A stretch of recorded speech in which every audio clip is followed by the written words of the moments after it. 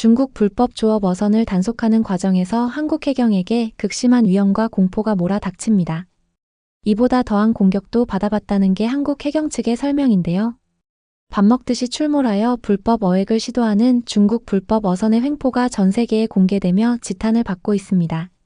과연 어떤 과정을 통해 이런 행동을 전 세계에 알릴 수 있었는지 오늘의 사연 시작하겠습니다. 안녕하세요. 저는 거의 10년 동안 배와 바다에 관한 글을 써왔어요. 제 이름은 마르셀 듀랑이고 유럽의 큰 신문사에서 일하고 있죠. 제 책상은 항상 멀리 떨어진 곳에서 벌어지는 흥미로운 해전이나 해적에 관한 자료들로 가득 차 있었어요. 하지만 한국의 바다에 대해서는 별로 생각해 본 적이 없었죠.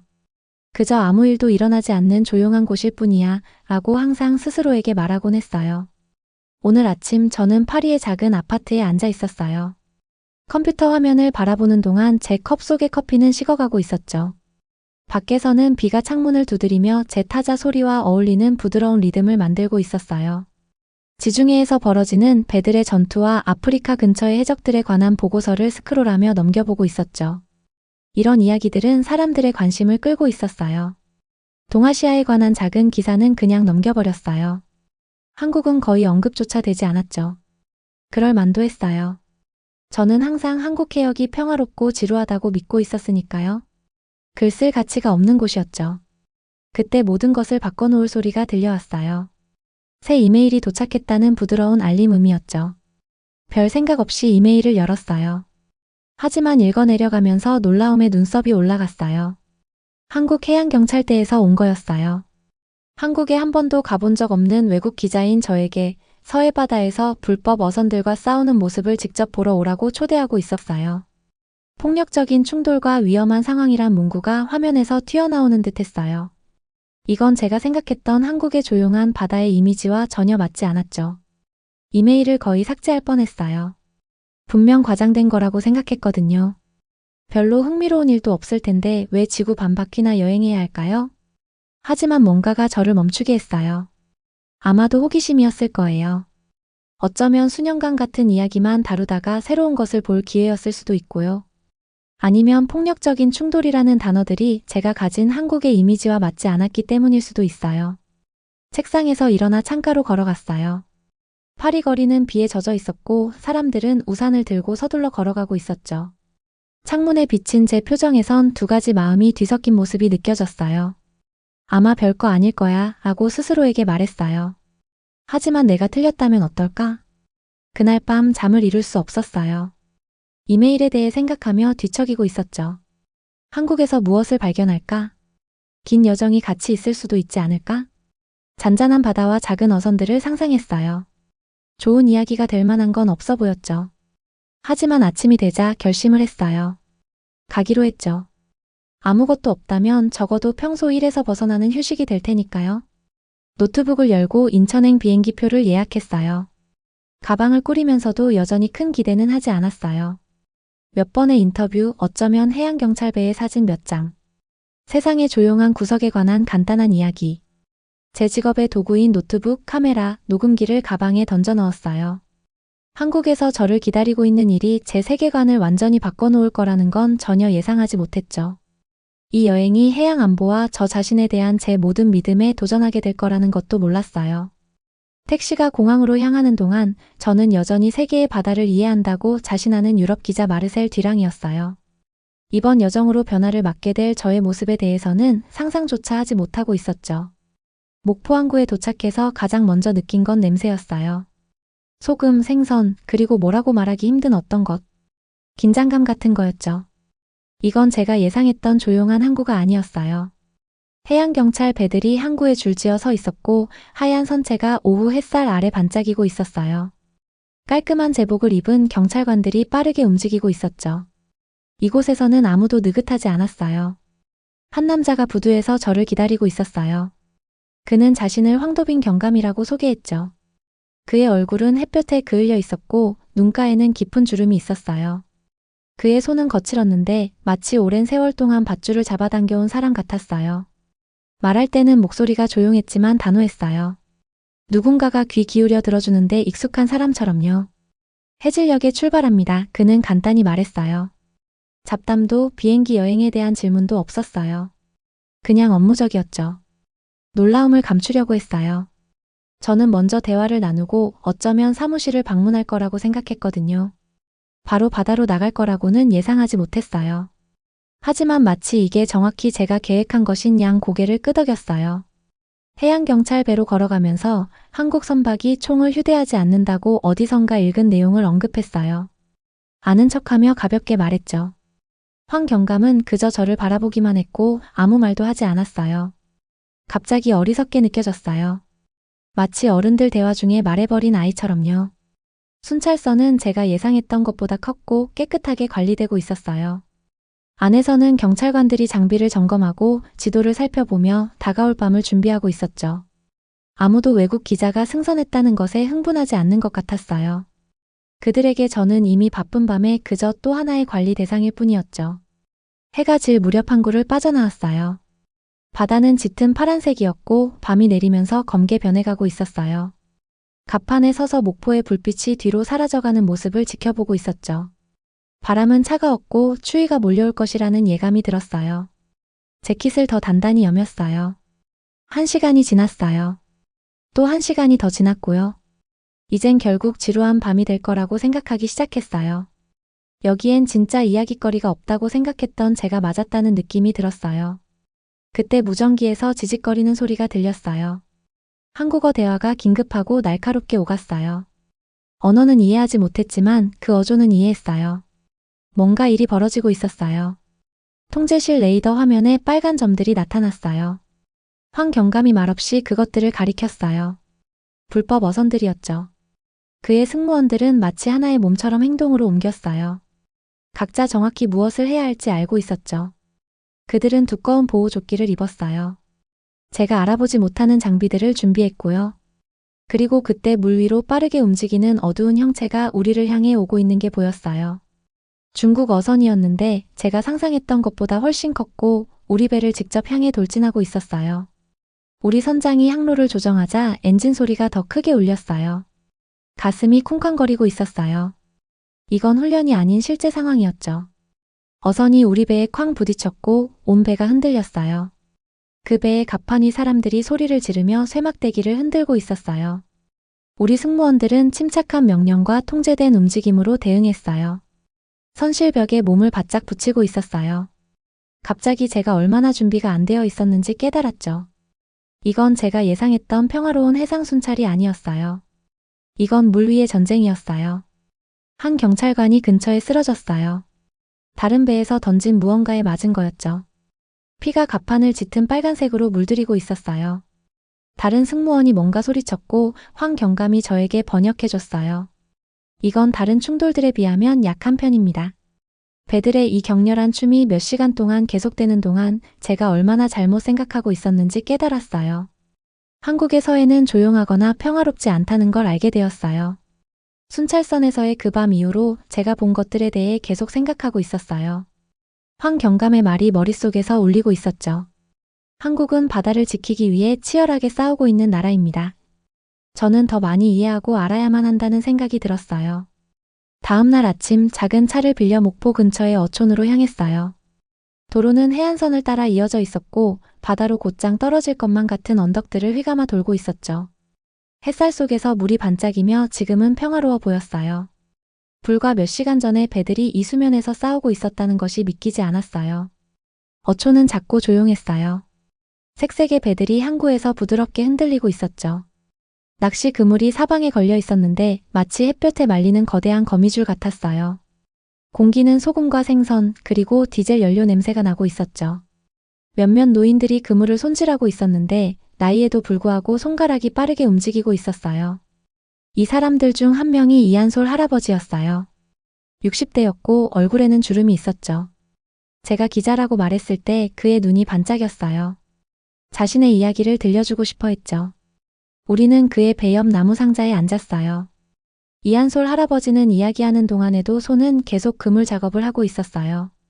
그는 중국 어선들이 어떻게 떼지어 와서 모든 물고기를 가져가고 한국 그물을 파괴하는지 말해주었어요. 물고기를 더 잡고 말고의 문제가 아니라 생존이 왔다 갔다 한다는 설명을 할 때 그의 목소리가 긴장되고 있었어요. 이한솔 할아버지의 아내분께서 금이 간 컵에 차를 가져다 주셨어요. 할머님은 말이 적으셨지만 오히려 그 적은 말들이 저에게 더 강하게 다가왔어요. 할머니께선 언젠가 배를 물려받을 아들에 대해 이야기했죠. 아들에게 남을 것이 아무것도 없을까봐 걱정하고 있었어요. 할머니께서 말씀하시는 동안 배 선실 안에 붙어있는 가족 사진이 눈에 띄었어요. 3대가 자랑스럽게 함께 서 있었죠. 여기서 일어나고 있는 일이 단지 국제수역이나 어업권에 관한 것이 아니라는 것을 이해했어요. 이 가족의 과거와 미래에 관한 것이었죠. 다음 날 저는 덕목도라는 섬으로 가는 작은 페리를 탔어요. 바다가 거칠어서 배가 파도 위에서 튀고 있었죠. 속이 불편했지만 섬 사람들은 매일 이 여행을 하고 있었어요. 덕목도에서 신욱범 어르신을 만났어요. 그는 40년 넘게 바다와 함께 살아왔죠. 피부는 햇볕에 그을려 짙은 갈색이었고 오랜 고된 일로 손이 굽어 있었어요. 그가 말할 때면 주변 모든 사람들이 조용히 귀 기울이고 있었죠. 우리는 섬의 바위가 많은 해안을 따라 걷고 있었어요. 신 어르신께서는 아버지가 낚시를 가르쳐 준 곳, 자녀들이 수영을 배운 곳을 가리키며 설명해 주었죠. 그분께 이곳은 단순한 바다가 아니었어요. 집이었죠. 바다는 우리 조상들이 세운 토대입니다. 그는 파도를 바라보며 말했어요. 이 바다를 우리에게서 빼앗긴다면 우리 아이들은 어디서 살아가겠습니까? 그의 질문이 무거운 의미를 담고 제 머릿속에 맴돌고 있었어요. 저는 섬에서 3일간 머물렀어요. 가족들이 해 뜨기 전에 나가 해진 후에 돌아오는 모습을 지켜봤죠. 빈 그물을 들고 돌아올 때 그들의 표정도 봤고요. 돈이 부족해 음식을 적게 먹으라고 아이들에게 말하는 어머니들의 말도 들었어요. 마지막 저녁 저는 신 어르신과 나무 부두에 앉아 있었어요. 해가 지면서 하늘 주황색과 보라색으로 물들이고 있었죠. 어선들이 돌아오고 있었고 어두워지는 물 위로 불빛이 하나씩 나타나고 있었어요. 바다는 기억합니다. 신 어르신이 조용히 말했어요. 누가 바다를 지켰고 누가 등을 돌렸는지 말이죠. 그 순간 제 안에서 무언가가 변하기 시작했어요. 더 이상 단지 이야깃거리를 찾는 기자로 살지 않기로 마음먹었어요. 이 바다, 이 사람들, 그들의 투쟁, 이 모든 것이 저에게 중요해졌어요. 완전히 어둠이 내리자 저 멀리 중국 어선들의 불빛을 바라봤어요. 여기서 보면 평화로워 보였어요. 그저 지평선 위의 작은 별들 같았죠. 하지만 밤이 되었을 때 무슨 일이 벌어지는지 그 진실을 알게 됐었지요.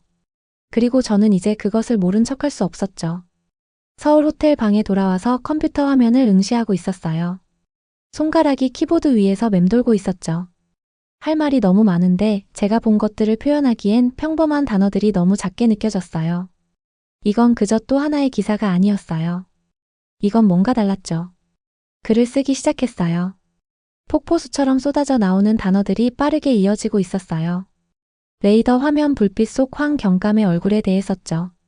오랜 세월 바닷물에 거칠고 갈라진 이한솔 할아버지의 손도 묘사했어요. 40년 동안 삶의 동반자였던 바다를 바라보는 신욱범 어르신의 모습도 글로 풀어냈고요. 창문으로 아침빛이 스며들 때까지 글을 쓰고 있었어요. 글을 마치고 보니 이 기사가 제가 지금까지 쓴 글 중 최고라는 걸 알 수 있었죠. 파리에 있는 제 편집장은 이 글을 읽고 놀라고 있었어요. 이건 자네 글 같지 않은데? 놀라울 정도로 훌륭한 글이야. 화상통화에서 그가 말했어요. 거기서 무슨 일이 있었던 거야? 설명하려 했지만 제가 겨우 이해하고 있는 것을 어떻게 이해시킬 수 있을까요? 기사가 발행됐어요. 그리고 예상치 못한 일이 벌어졌죠. 사람들이 이 글을 읽기 시작했어요. 제 단골 독자들뿐만 아니라 모든 사람들이요. 미국 국방부가 보고서에서 언급했고 국방 잡지들이 인용하고 있었죠. 가장 중요한 건 한국 어촌 사회에서 서로 공유하고 있었다는 거예요. 어느 아침 일찍 전화가 울렸어요. 황경감이었는데 우리가 함께 순찰했을 때 다친 경찰관이 잘 회복되고 있다고 알려주고 있었죠. 그의 목소리가 전보다 따뜻하게 들렸어요. 친근함이 느껴졌죠. 저는 다시 서해로 향했어요. 그곳에 계속 머무르며 해양경찰과 더 많은 순찰에 동참했어요. 모니터링 센터에서 밤을 보내며 레이더 화면에서 선박들의 조심스러운 움직임을 지켜보기도 했고요. 더 많은 가족들을 방문하고 더 많은 이야기를 듣고 있었어요. 저는 노트북에 세세하게 기록을 남겼어요. 폭풍 전에 바다가 변하는 청록색의 정확한 색조, 마을 집들에서 요리되는 생선과 밥 냄새, 아버지가 언제 바다에서 돌아올지 묻는 아이의 목소리.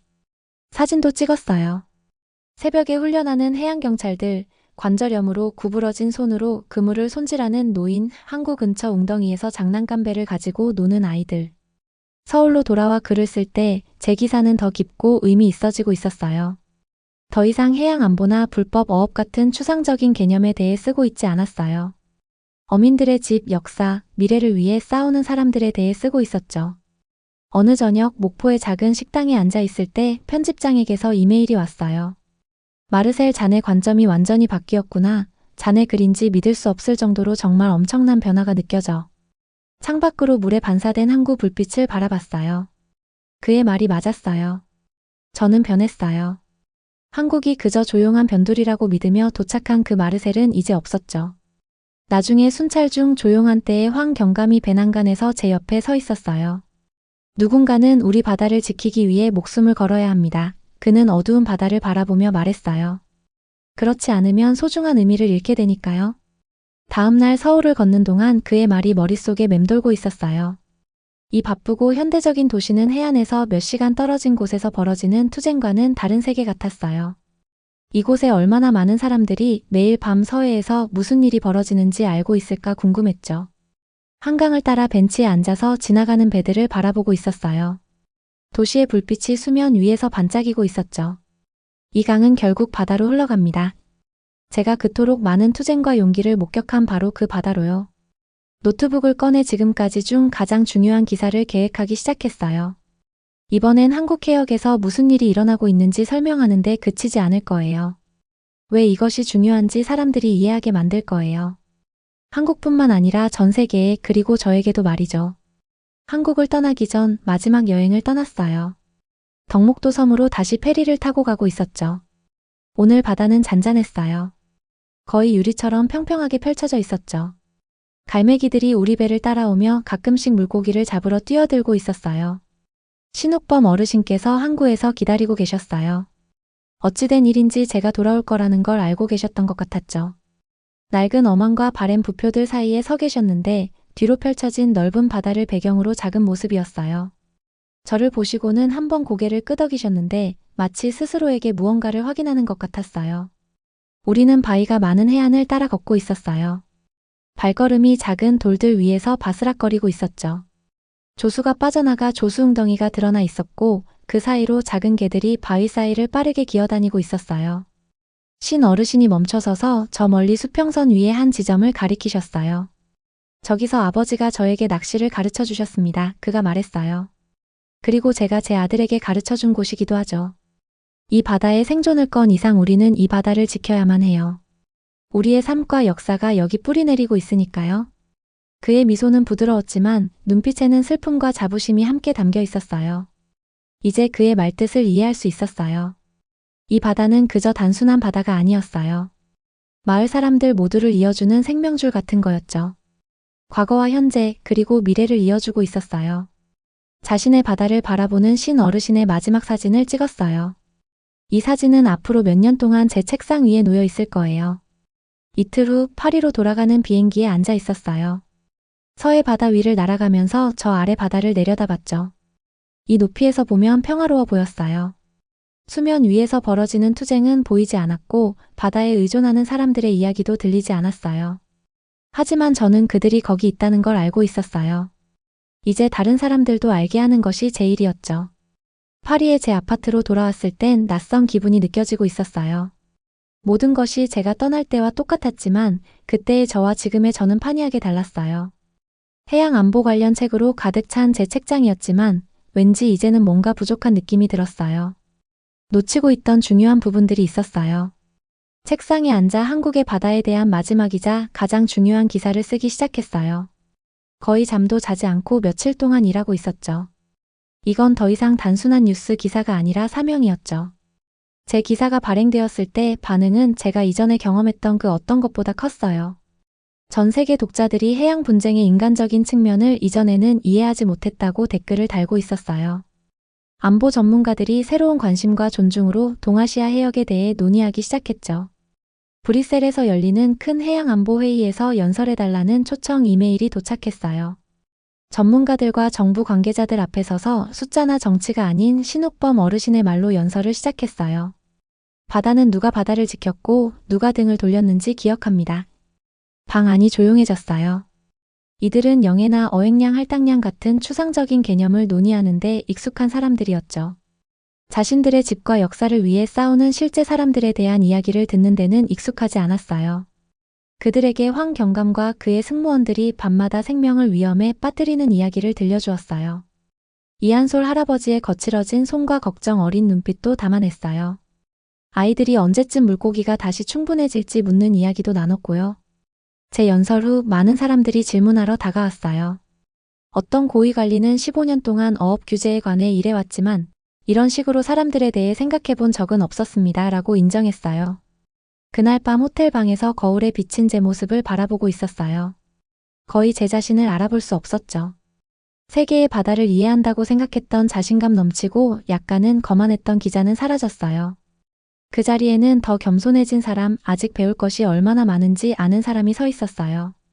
제 옆 책상에 신 어르신의 사진을 놓았어요. 사진 속에서 그는 자신의 삶을 형성한 바다를 바라보고 계셨죠. 그 바다는 저 역시 변화시켰어요. 아직도 계속 발견하고 있는 방식으로요. 다음 임무를 준비하면서 스스로에게 약속했어요. 이제부터는 표면적인 모습만으로 판단하지 않겠다고요. 모든 헤드라인 뒤에 숨은 인간적인 이야기를 찾아나갈 거고요. 때로는 가장 중요한 전투가 세상이 주목하지 않는 곳에서 일어난다는 것을 기억할 거예요. 이제는 어떤 곳이든 그저 한적한 변두리쯤으로 여겨서는 안 된다는 걸 알게 됐어요. 때로는 가장 조용한 바다가 가장 깊이 흐르고 있다는 것을 이제 알았으니까요.